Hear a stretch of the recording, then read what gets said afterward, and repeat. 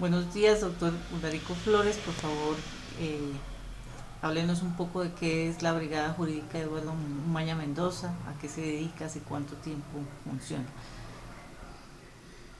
La Brigada Jurídica Eduardo Maña Mendoza es una organización defensora de derechos humanos y de presos políticos que nace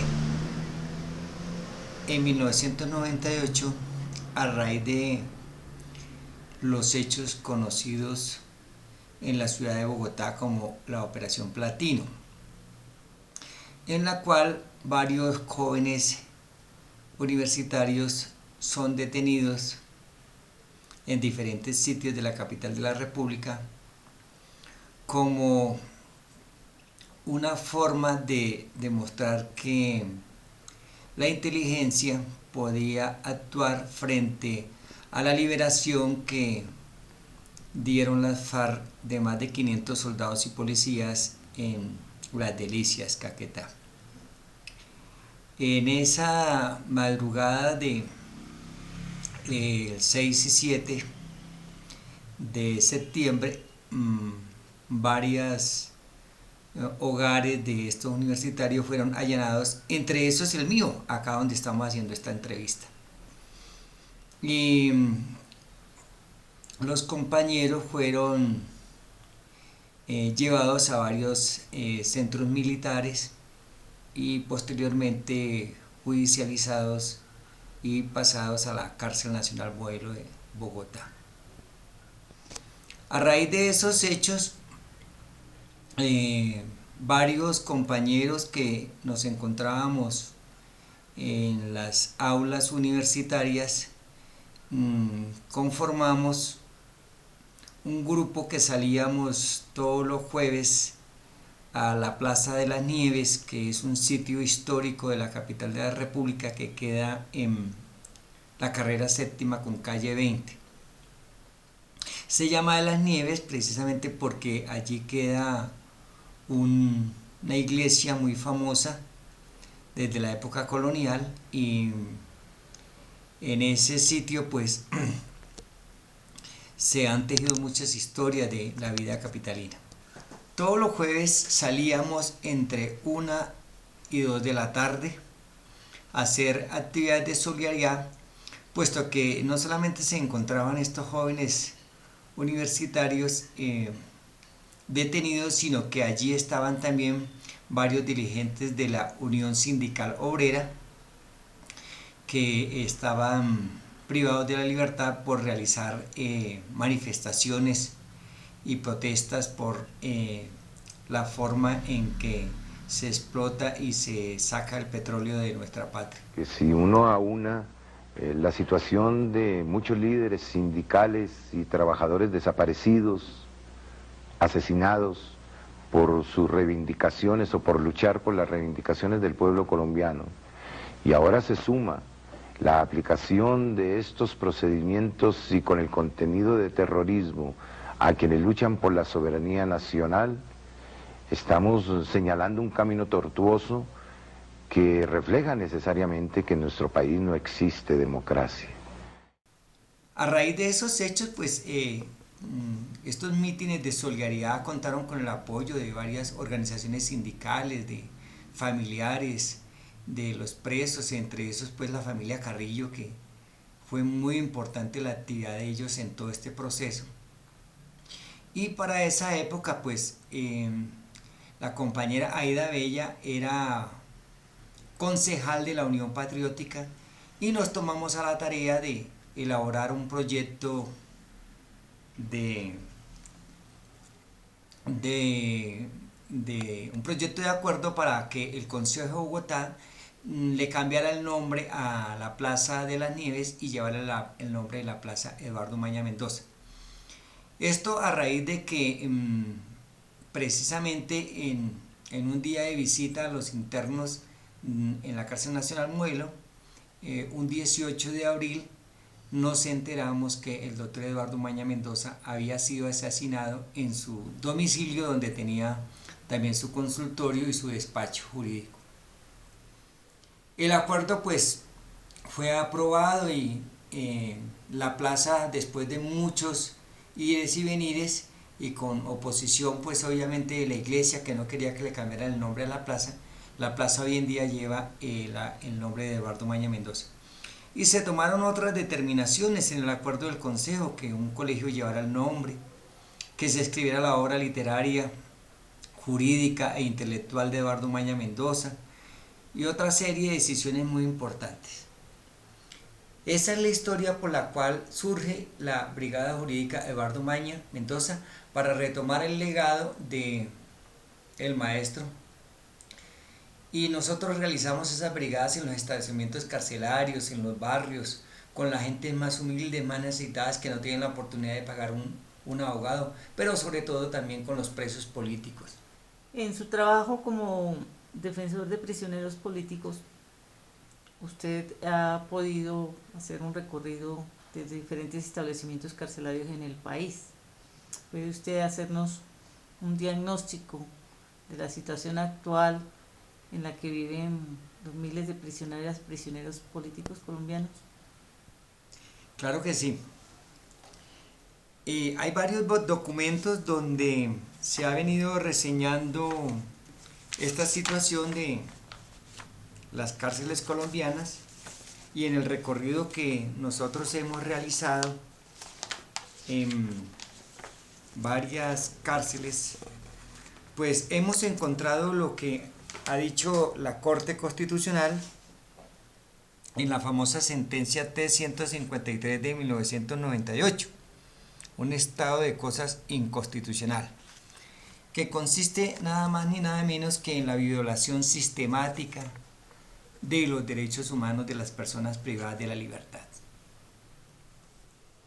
Hay una serie de situaciones que nos parecen muy graves que se presentan en las cárceles colombianas, como es que se desconoce el conjunto de principios básicos para la protección de las personas sometidas a cualquier forma de detención o prisión, y los mismos principios básicos para el tratamiento de los reclusos. Son documentos que las Naciones Unidas los ha avalado y que hoy en día hacen parte de lo que llamamos el bloque de constitucionalidad, que está consagrado en el artículo 93 de nuestra Constitución Política y 94. Ese bloque de constitucionalidad quiere decir que los tratados, convenios de derechos humanos hacen parte de la legislación interna colombiana, pero el INPEC, que es el Instituto Nacional Penitenciario y Carcelario, que se encarga de la vigilancia de las personas privadas de la libertad, desconoce estos principios. Recientemente le hemos entregado al INPEC un documento donde le manifestamos que esta situación no puede seguir sucediendo, que el hecho de que las personas estén privadas de la libertad quiere decir que el Estado tiene la obligación especial de proteger los derechos humanos de esas personas. Pero pasa todo lo contrario. Precisamente en otra sentencia, la Corte Constitucional le ha ordenado al INPEC que en un tiempo prudencial de 11 meses, si no se toman una serie de determinaciones en la cárcel La Tramacúa, que queda en el municipio de Valledupar, Cesar, esta cárcel debe ser cerrada, porque es una cárcel donde se tortura sistemáticamente a las personas privadas de la libertad. Es constante esta situación, ha habido muertos, ha habido situaciones muy degradantes y tratos crueles con las personas. La Brigada Jurídica también ha podido constatar en sitios como Arauca que las condiciones en que están las personas privadas de la libertad allí no cumplen los más mínimos estándares que establece los organismos internacionales de derechos humanos en estos casos. Y así sucesivamente. Podemos hablar, por ejemplo, en Cali, podemos hablar en Barranquilla, en Pasto, en diversas cárceles del país, y las últimas que se construyeron con un convenio que firmó el gobierno del presidente Andrés Pastrana con el Buró Federal de Prisiones de los Estados Unidos. A raíz de la ruptura precisamente de los diálogos del Caguán con el Plan Colombia, se montó toda una nueva estructura de la cultura penitenciaria y carcelaria. unas cárceles que fueron construidas sin tener en cuenta la cultura, sin tener en cuenta las formas de vida en las regiones colombianas, sino el mismo modelo norteamericano. El estilo de estas son un verdadero atentado a la dignidad humana. Esos establecimientos carcelarios no cumplen ni siquiera los más mínimos requisitos.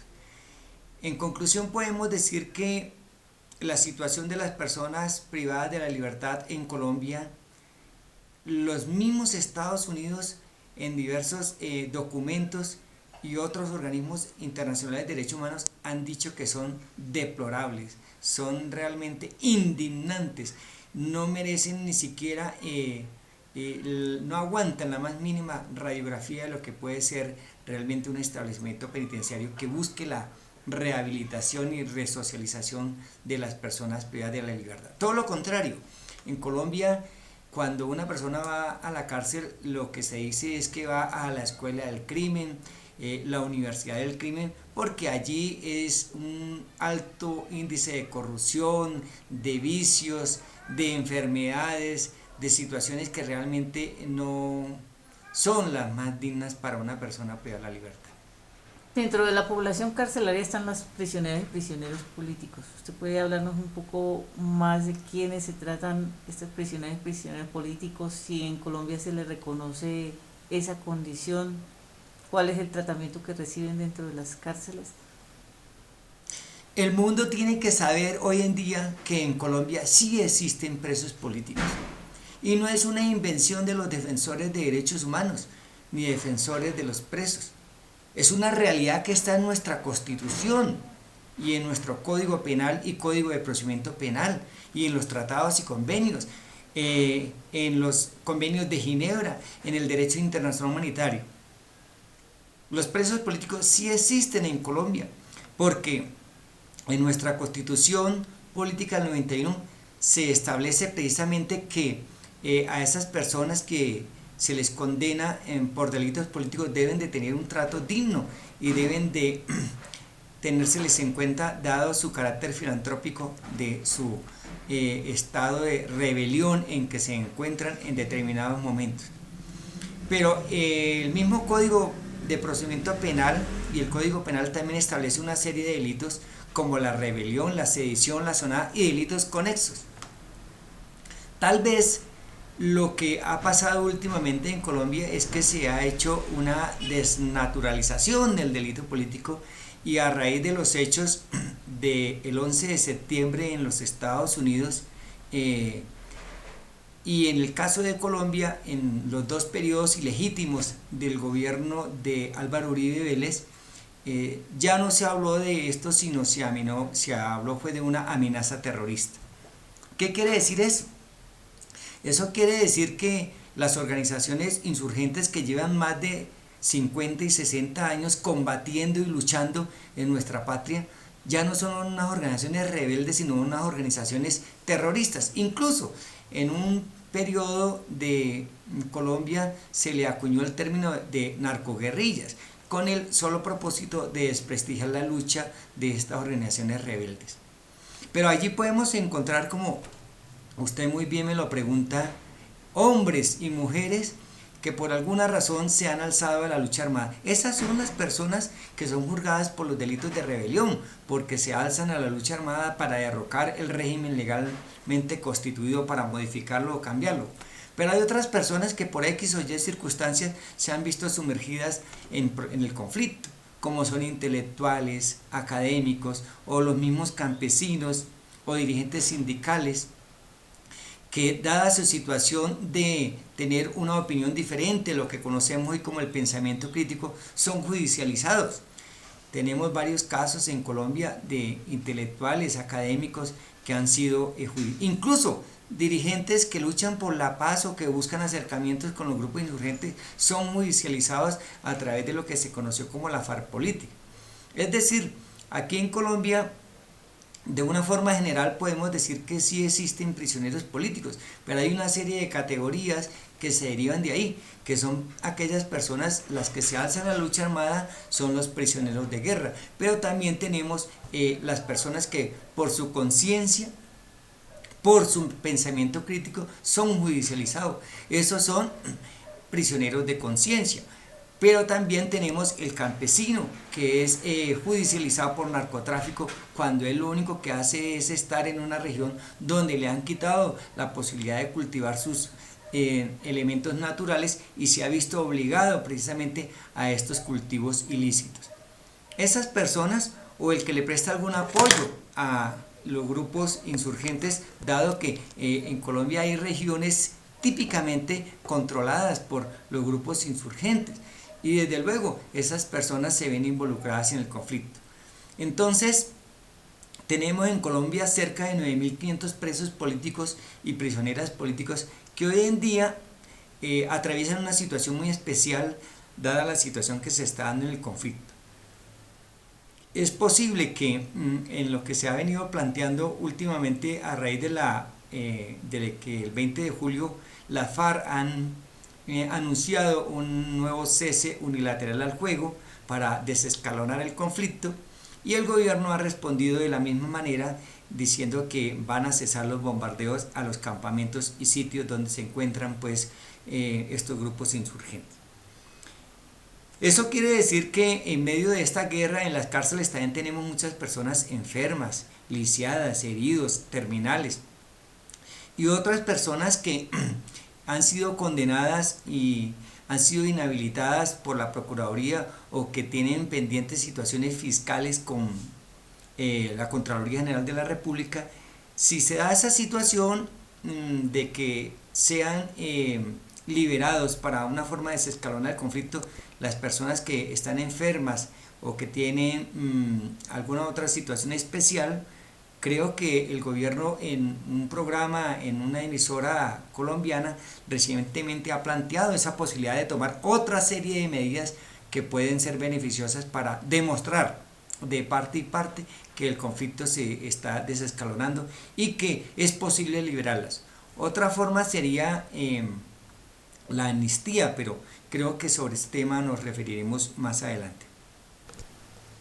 Para ahondar un poco más sobre un tema que usted ya ha tocado, que es como las eventuales formas de desescalonamiento del conflicto en lo que respecta a los prisioneras y prisioneros políticos, como medidas humanitarias, específicamente cuáles podrían tomarse hacia algún grupo de población carcelaria de prisioneras y prisioneros políticos y de las mujeres prisioneras políticas. Las que le anunciaba, pero podemos ahondar en lo siguiente.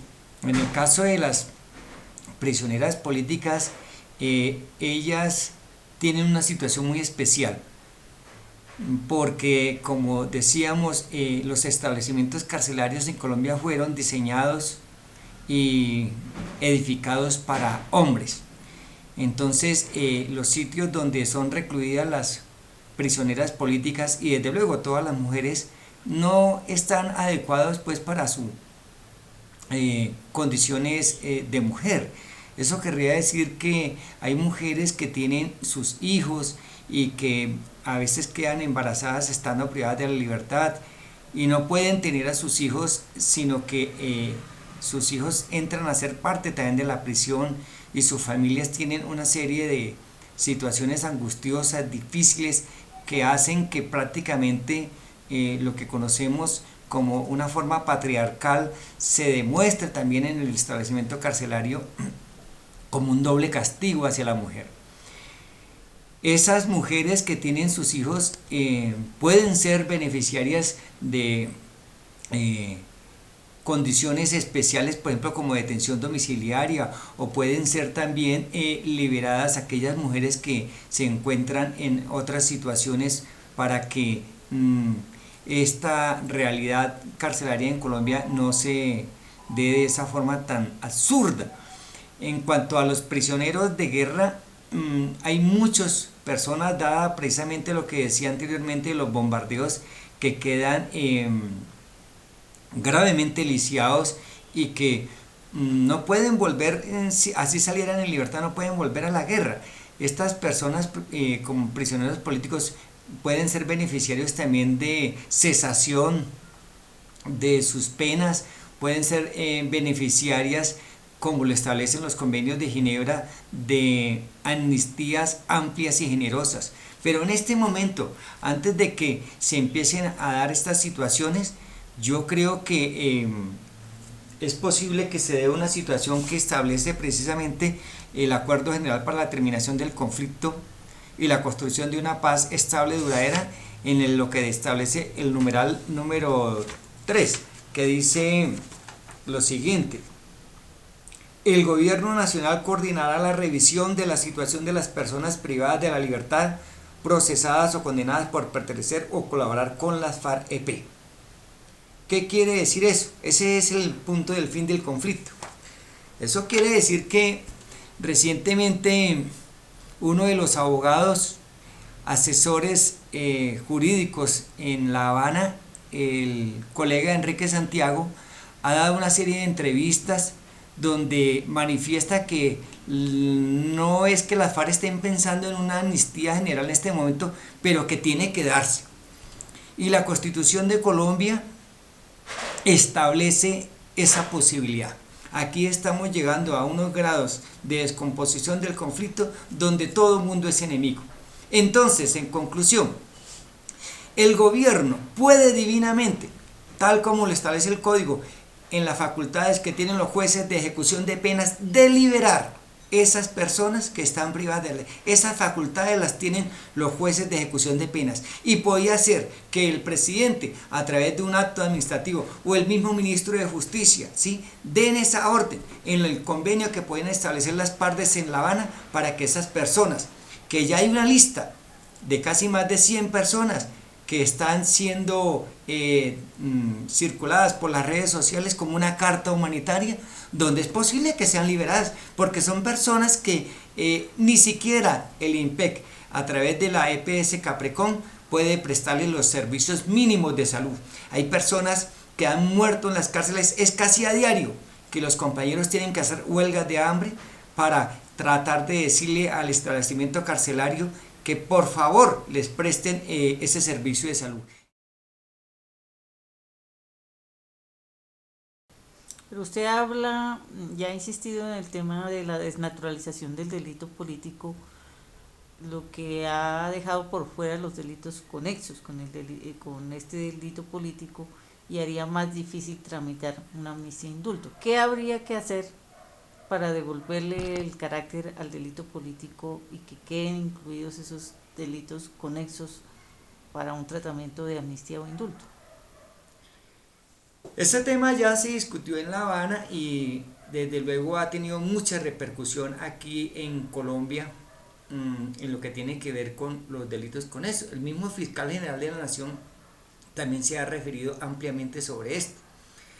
Y yo lo que creo es que desde el punto de vista legal, el legislador colombiano se ha ido muy lejos en lo que tiene que ver con un derecho penal punitivo, con un derecho penal del enemigo, que lo que ha hecho es criminalizar la protesta y establecer una nueva serie de tipos penales que aparentemente no están conectados con el delito político.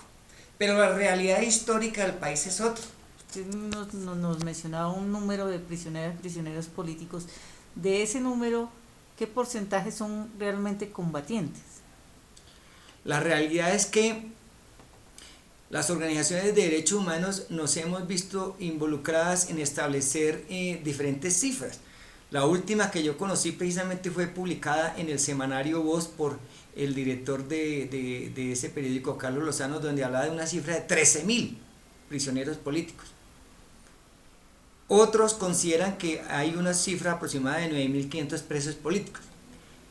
Al INPE se le han hecho diferentes derechos de petición pidiendo que se informe sobre la realidad de esta situación. No hay realmente en este momento una cifra real por ninguna organización que pueda decir que son tantos. Hemos considerado aproximadamente que son 9.500 presos políticos en general. Pero de esos, la realidad es que una minoría son combatientes. Es decir, hombres y mujeres que se han alzado en armas para derrocar el régimen son la minoría. Los que podían ser beneficiarios de mecanismos que establece la Constitución.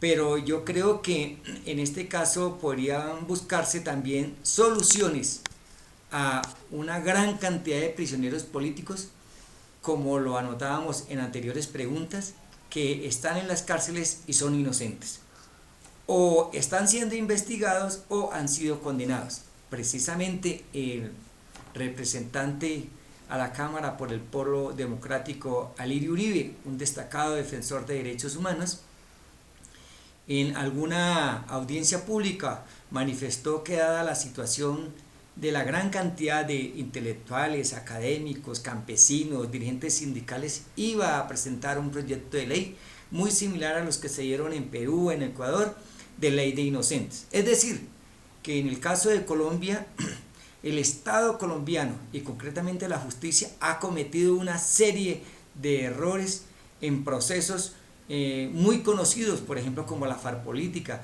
o como los falsos positivos judiciales u otras formas de detenciones masivas y arbitrarias, donde estas personas, muchas han recobrado la libertad, pero otra gran mayoría están en las cárceles. Esas personas tienen que ser revisados sus procesos. ¿Cómo?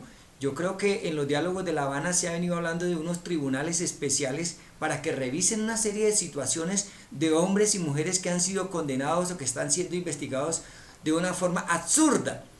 Por ejemplo, en algunos periodos la Fiscalía, el DAS y los organismos de inteligencia estuvieron al servicio de los paramilitares, estuvieron al servicio de los narcotraficantes. Es tan así que el Departamento Administrativo de Seguridad, DAS, extinto, tuvo que ser, a través de una ley, liquidado, porque estaba permeado por el paramilitarismo. Los defensores de derechos humanos en su momento denunciamos todas estas irregularidades del DAS.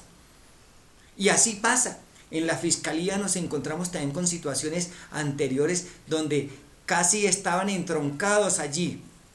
Vivían y convivían con el paramilitarismo, con sectores del narcotráfico y con fiscalías y con organismos de control. Hoy en día podemos hablar, por ejemplo, de la Procuraduría. Una Procuraduría que está realmente al mando de un tipo que se ufana de ser seguidor, perseguidor, estilo de quemar libros, de ser un incendiario, de estarse atravesando en contra del proceso de paz. Pues con organismos de este talante es muy difícil que las personas sean declaradas inocentes. Aquí en Colombia, en las cárceles, hay muchos inocentes que de verdad merecen que se les dé una oportunidad y que se revisen sus procesos a través de tribunales especiales. Creemos que esta corte, por ejemplo, donde están personajes siniestros que tienen propiedades que han sido arrebatadas a través de grupos paramilitares a los campesinos, no hay garantías para revisar procesos o para ir a procesos de casación.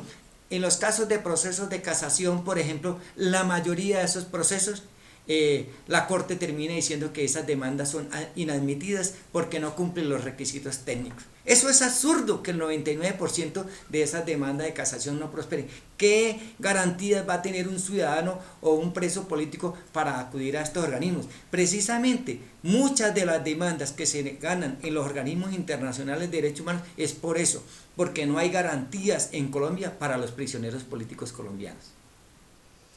Se entiende que cuando una persona ha sido condenada, no solo la condena implica la privación de la libertad, sino que existen otras formas también anexas a la privación de la libertad, como las multas o posteriormente persecución a los que han sido funcionarios públicos de no ejercer cargos públicos.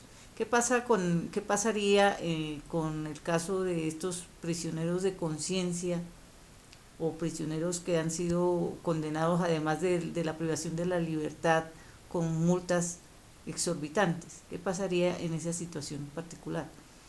En el proyecto de ley que le anunciaba que elaboró la Brigada Jurídica, se establecieron una serie de artículos muy importantes y creemos que eso es lo que debe hacerse. Si se da una amnistía e indulto general, tendrán que establecerse mecanismos para que esas personas que han sido inhabilitadas para desempeñar cargos públicos, sus derechos civiles y políticos sean rehabilitados. ¿Qué quiere decir eso? Mal podría un proceso de amnistía o indulto liberar a una serie de prisioneros políticos, pero que sigan estando sub iudice sin poder participar abiertamente en política, dado que tienen unas multas astronómicas impagables que se establecieron en sus condenas. O casos como el del profesor Miguel Ángel Beltrán, que a pesar de ser en este momento condenado en segunda instancia, también está sancionado e inhabilitado por este procurador inquisidor. Entonces, prácticamente sería una situación muy difícil. Eso quiere decir que también en los diálogos de La Habana se deben de establecer mecanismos para que estas injusticias no vayan a quedar, digamos, sin que se resuelvan. Quiere decir que la amnistía y el indulto pueden, a través del artículo que le decía, establecer esa forma para que esas multas y esas sanciones e inhabilidades queden también prescritas y no puedan ser perseguidas por ninguna autoridad. Eso sería una forma real de que la amnistía y el indulto sea lo más amplio posible para que los ciudadanos que injustamente han sido condenados o arbitrariamente o con montajes o con pruebas ocultas o con testigos hoy en día que precisamente la Fiscalía tuvo que crear una unidad especial dado que se hizo famoso el caso de falsos testigos en procesos de defensores de derechos humanos, de intelectuales, incluso de congresistas que fueron denunciados con falsos testimonios por parte de los grupos paramilitares que lograron algunos desmovilizarse. En conclusión, la amnistía tiene que entrar a resolver esos problemas de multas y de sanciones e inhabilidades disciplinarias por parte de la Contraloría General de la República y por parte de la Procuraduría. Y para terminar, ¿qué pasaría en el caso de la extradición? Las amnistías e indultos de hecho eliminarían, inhabilitarían la posibilidad de que quienes han sido beneficiarios de amnistías e indultos no sean extraditados. ¿Qué va a pasar con los presos políticos que ya han sido extraditados? ¿Serán repatriados?